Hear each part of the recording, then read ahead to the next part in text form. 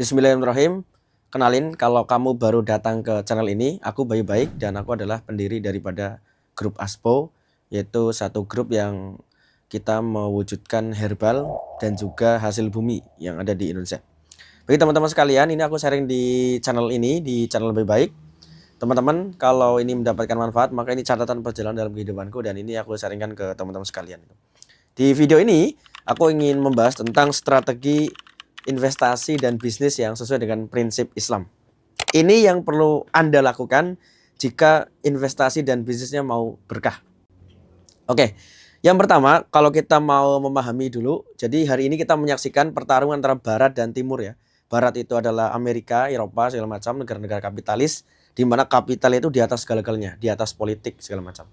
Kalau kita lihat ke Timur, itu sangat berbeda. Cina itu adalah politik biro di atas modal. Dan manajemennya pun berbeda. Mereka bisa kuat di manufaktur segala macam. Kalau Barat kuat di value, marketing, macam-macam. Serta teknologi dan aerospace. Nah, bagaimana dengan kita sebagai umat Islam? Apakah kita hanya menonton saja? Terus bagaimana kita melakukan usaha, ikhtiar, biar kita juga kuat atau sehat juga secara ekonomi? Karena ekonomi itu kan bagaimana kita bisa untuk memenuhi kebutuhan hidup kita. Makanya di dalam syariat Islam pun kemudian kita menjumpai tentang fikih-fikih muamalat atau hal-hal yang berkaitan dengan pembahasan berkaitan dengan harta. Nah, bagaimana strategi investasi dan juga bisnis yang sesuai dengan syariat Islam? Yang pertama, Anda harus paham dulu tentang prinsip dasar ya, prinsip dasar dulu kita sebagai umat Islam. Jadi, sebagai umat Islam kita meyakini di dalam akidah kita bahwa ada kehidupan setelah hari ini, yaitu hari kiamat, ada yaumil hisab. Jadi semua perilaku kita, semua perbuatan kita itu terikat dengan hukum syara karena nanti dihisab oleh Allah Subhanahu wa taala ketika kita mati. Anda semua akan mati, yang kaya mati, yang miskin mati, yang ganteng mati, yang cantik mati, penguasa mati, raja-raja mati, semuanya mati. Nah, kita sebagai umat Islam menyadari bahwa ada kematian yang akan datang kepada kita. Artinya dunia ini adalah tempat kita mengumpulkan amal. Dunia adalah kendaraan kita untuk menuju Allah Subhanahu wa taala yang nanti semuanya akan dihisab. Maka bagaimana dalam kita membangun bisnis, membangun kekayaan, membangun investasi segala macam, tentu ada namanya syariat Islam. Kita tunduk pada ajaran atau sumber-sumber atau hukum-hukum yang itu bersumber dari Allah Subhanahu wa taala dan juga mengikuti Rasulullah Muhammad SAW. Juga ada sumber-sumber hukum yang lain, yaitu ada hadis Rasulullah, ya, Al-Quran, hadis Rasulullah, kemudian ijma sahabat dan juga qiyas atau penalaran hukum. Nah, bagaimana ketika kita mau berinvestasi atau kita mau berbisnis? Yang pertama, makanya kita harus mengetahui prinsip-prinsip daripada syariah. Yang pertama adalah halal. Jadi sebelum kita bicara strategi apapun, prinsip dasar ini harus dipahami dulu bahwa pastikan semua aktivitas kita itu bebas dari namanya riba, bebas dari namanya goror, bebas namanya maisar ya. Jadi itu ketidakjelasan judi gitu. Jadi ini yang penting. Jadi prinsip halal dulu. Nah, sekarang sistem ekonomi itu menggunakan sistem ribawi.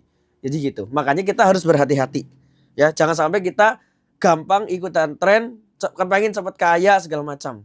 Tetapi kita mengorbankan, menghalalkan segala cara. Bahkan kan ada yang sering ngomong kayak gini, yang haram aja susah apalagi halal. Lah ini kan logika yang falsi, logika yang keliru, logika yang sesat itu. Makanya karena kita akan mati, semua akan dipertanggungjawabkan, maka cari yang halal.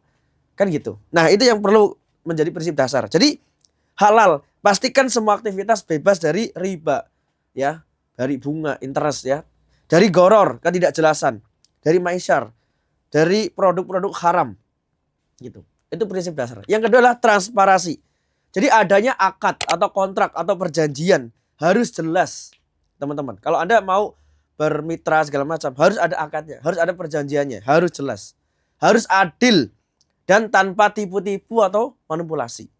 Yang ketiga adalah ada namanya keadilan, yaitu semua pihak ya, itu baik untung ataupun rugi itu bersama-sama sesuai dengan porsinya. Ya. Tidak boleh saling menzalimi. Ini prinsip dasarnya. Jadi halal, pastikan pilih investasi yang halal, bisnis yang halal, transparansi, ya. Kemudian yang ketiga adalah keadilan. Nah, lalu poin selanjutnya adalah bagaimana strategi investasi yang sesuai dengan prinsip-prinsip syariat Islam atau berkah, ya. Yang pertama, pastikan cari industri atau apapun yang halal. Selalu lihat yang halal. Ya jadi gitu. Nah, kalau saya kemudian secara aktivitas sehari-hari dalam saya berinvestasi, saya terus terang berinvestasi di hasil bumi. Karena saya fokus di kegiatan yang real. bagaimana bisa menciptakan lapangan pekerjaan, bagaimana menciptakan kesejahteraan itu.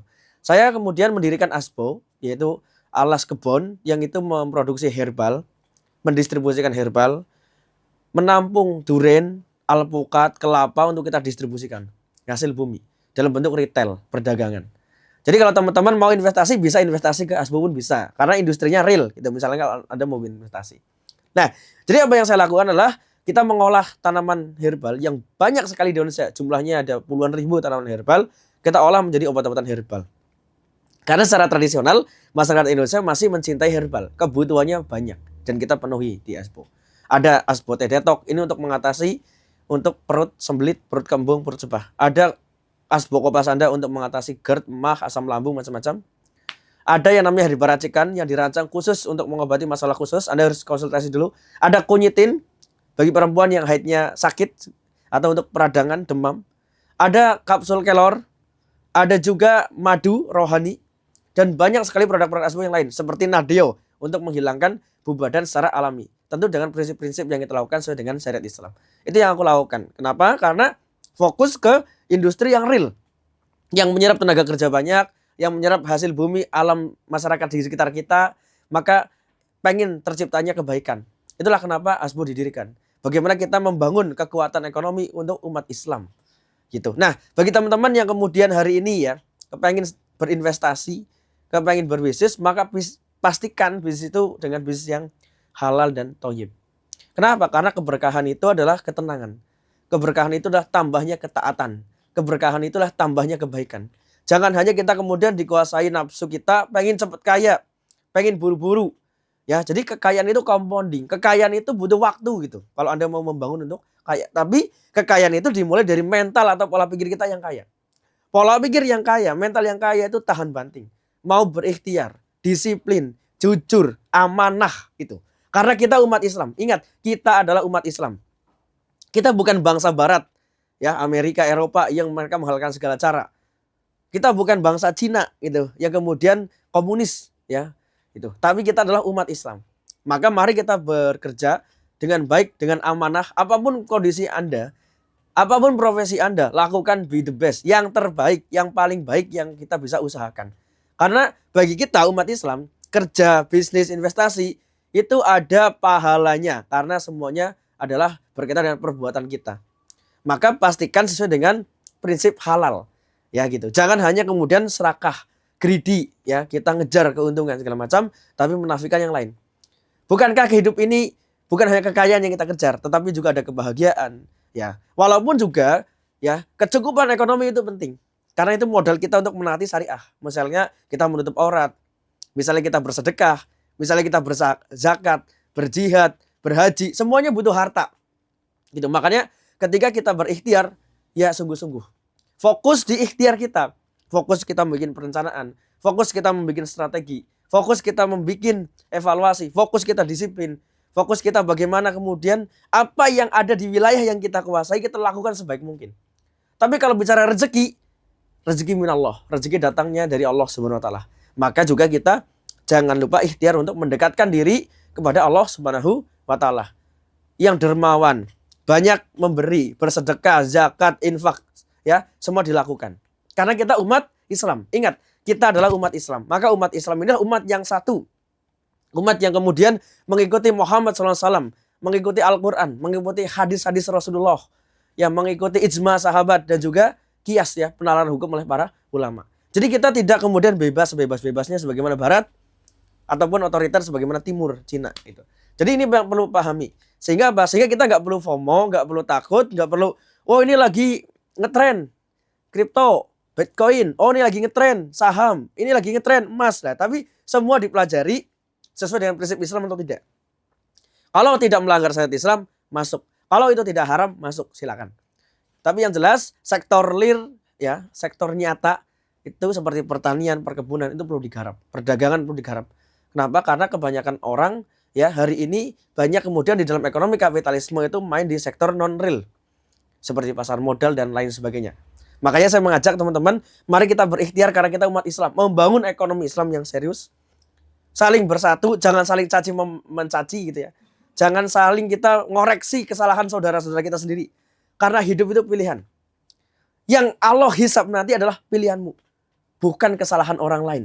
Maka hati-hati. Ya, kita kemudian banyak sekali bermental receh. Ya, saling gosip segala macam. Makanya tinggalkan itu. Kenapa? Karena kita harus bersatu sebagai umat Islam. Ya, umat Islam umat yang satu. Bagaimana hari ini kita bekerja, bagaimana hari ini kita berusaha, berdagang, berbisnis sesuai dengan prinsip Islam. Itu yang perlu kita pahami. Dan juga ada manajemen resiko terkait dengan akad-akad yang akan kita lakukan. Misalnya ada akad mudharabah ya, ataupun akad sirkah yang lain gitu. Pahami resikonya. Ya, pahami bisnisnya gitu. Jadi bisnis itu adalah bagaimana menciptakan nilai tambah. Gitu ya. Bagaimana nilai itu bisa ciptakan. Jadi bisnis itu ketika sudah ada nilai tambah, sudah ada value, nah itu bisa melahirkan yang namanya keuntungan. Karena disunahkan oleh Nabi SAW, bisnis itu ya untung. Dagang itu ya untung. Nah, tetapi cara mencari untungnya itu dengan cara kita tidak menghalalkan segala cara. Tidak menjual dengan membual, tidak promosi dengan menipu, tetapi kita lakukan dengan jujur. Ya. Ada cara prinsip-prinsip Nabi dalam berdagang. Nah, itu ya teman-teman. Maka dalam strategi investasi dan bisnis, pilih bisnis yang halal. Bisnis yang tidak melanggar syariat Islam. Ya. Karena hari ini kita hidup di zaman kapitalisme ini yang semua kepalanya isinya duit, kita kadang-kadang untuk mendapatkan duit mengorbankan hal-hal yang harusnya kita tidak langgar, yaitu syariat daripada Allah Subhanahu wa taala. Nah, kalau dalam aplikasinya Anda bisa bisnis juga F&B ya. Jualan makanan, tapi makanan yang halal.